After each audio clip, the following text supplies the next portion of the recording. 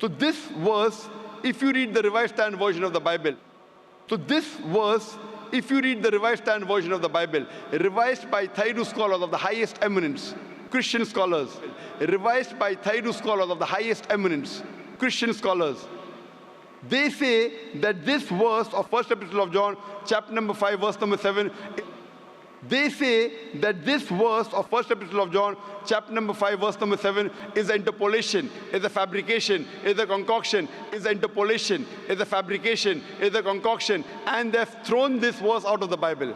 And they've thrown this verse out of the Bible. So the verse in the Bible that was not talking directly about Trinity, but the closest to Trinity. So the verse in the Bible that was not talking directly about Trinity, but the closest to Trinity. So the verse in the Bible that was not talking directly about Trinity, but the closest to Trinity is thrown out by the scholars of Christianity as a fabrication, as a concoction. So it's thrown out by the scholars of Christianity as a fabrication, as a concoction. So it's thrown out by the scholars of Christianity as a fabrication, as a concoction. So but natural, the Spirit and Almighty God, they're two different entities. They're not the same. So but natural, the Spirit and Almighty God, they're two different entities.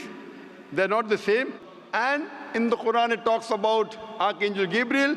He is the angel of Allah subhanahu wa ta'ala. And in the Quran it talks about Archangel Gabriel.